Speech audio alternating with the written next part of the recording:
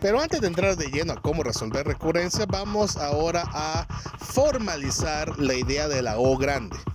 Vamos a hablar en general de órdenes de magnitud, qué representan, qué significan.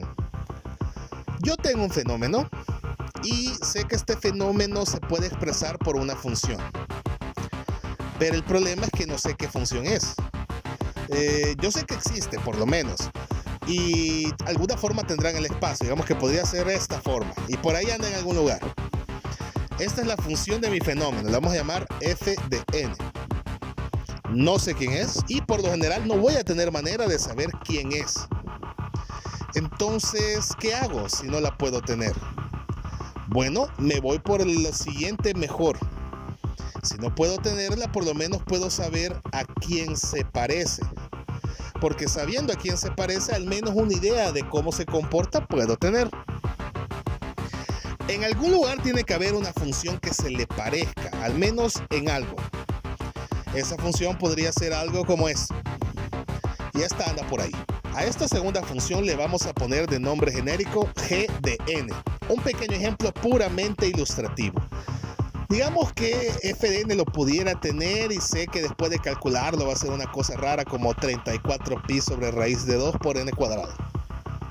Pero recuerden, en realidad f de n no lo podemos obtener. Yo sé que esta función se parece a n cuadrado. Igual no es, pero se parece.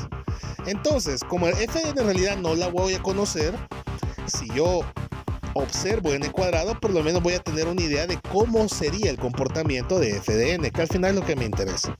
Entonces, yo tengo f de n y quiero pensar en algo que sea parecido. Igual no voy a poder, pero por lo menos algo parecido. Puede ser parecido a muchas cosas, pero me voy a enfocar en algo que sea parecido, pero que sea sencillo. Y las funciones que son parecidas y sencillas usualmente son las de la jerarquía que ya les presenté. N cuadrado, logaritmo de n logaritmo de n. Entonces, esas son como las fáciles, las de referencia. Estas funciones sencillas pueden tener muchas formas. Pero lo que me interesa es conocer sus límites. Es decir, ¿cuál es la variante más grande de la función parecida de manera que siga siendo parecida a mi f de n? Vamos a dar un poquito más de forma. Yo tengo la función g de n por ahí en el espacio. Si yo la altero multiplicándola por alguna constante c2, la cual no importa cuánto es, la cosa es que voy a alterarla. Entonces posiblemente voy a tener algo como esto, que anda más arriba. Entonces sería la variante más grande de g de n. Pero si yo g de n lo multiplico por un número muy pequeño, vamos a decir un c1, entonces obtendría un resultado que posiblemente en el espacio andará por aquí. Y vamos a decir que esa es la variante más pequeña de Gn. Pero démosle contexto.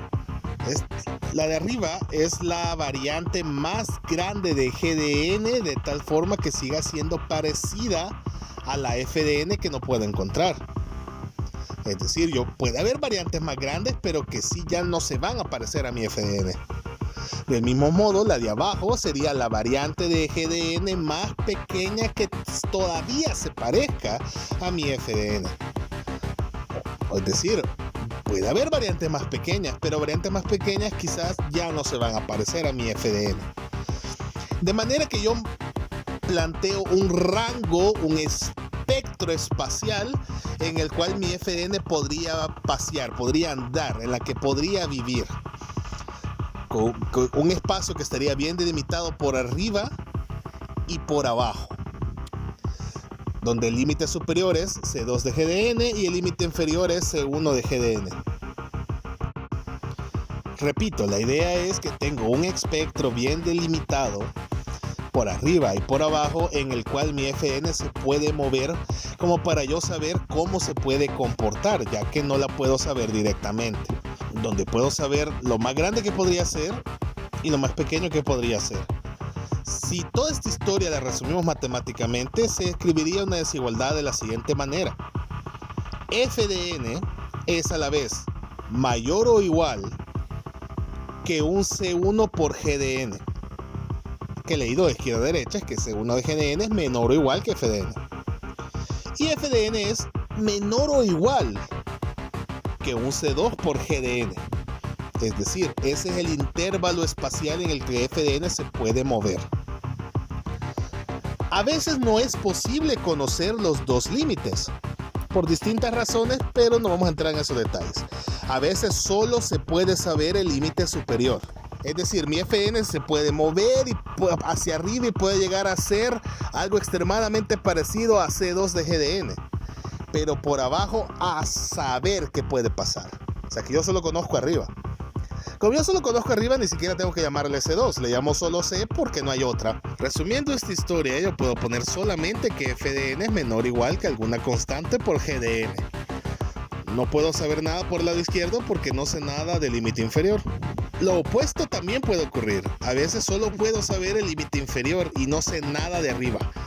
Es decir, yo sé que mi función puede variar haciéndose pequeña y puede llegar a ser tan pequeña como C1 por GDN. Pero por el otro lado, a saber.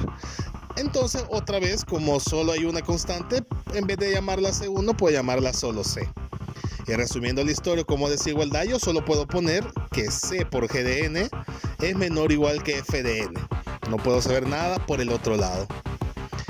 Ahora, estas desigualdades ya establecimos qué significan, lo que representan en cuanto al comportamiento espacial de la función FDN, que es de mi interés. Pero como estas desigualdades quedan largas de escribir, se pueden resumir usando notaciones de órdenes de magnitud. Vamos a empezar por la de en medio porque es la que ya conocen.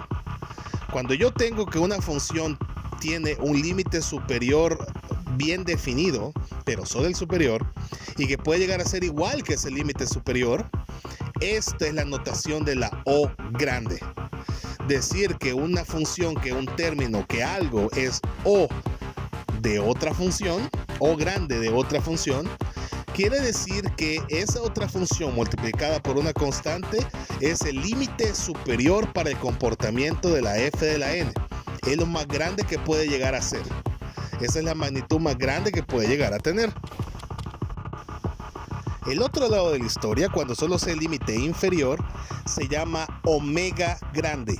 Decir que f de n es omega grande de otra función es decir que esa función multiplicada por una constante es el valor más pequeño que puede llegar a obtener mi función de interés.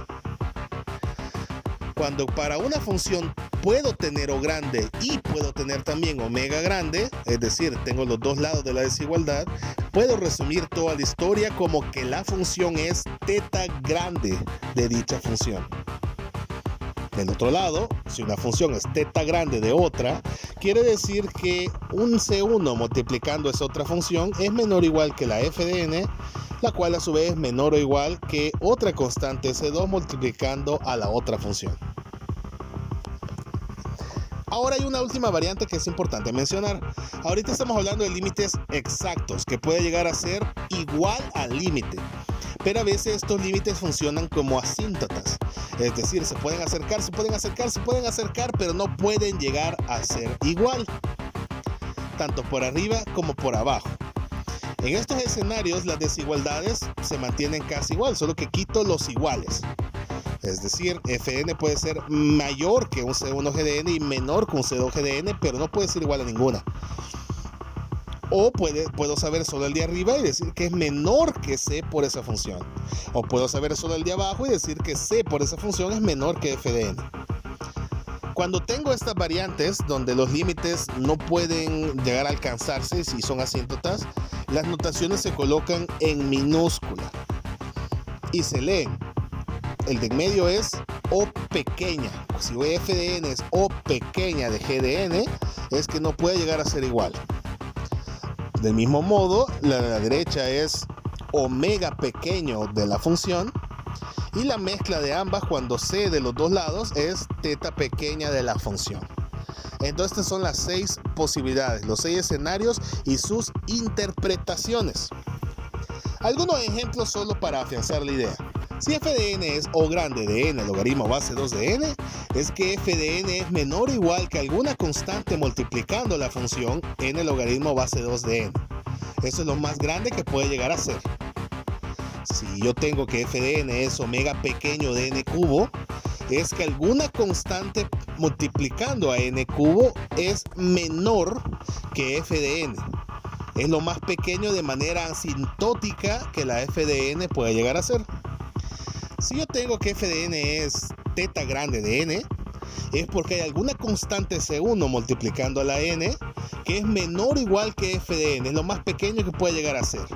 Pero también hay una constante C2 que multiplica a la n, generando una función que es lo más grande que f de n puede llegar a ser.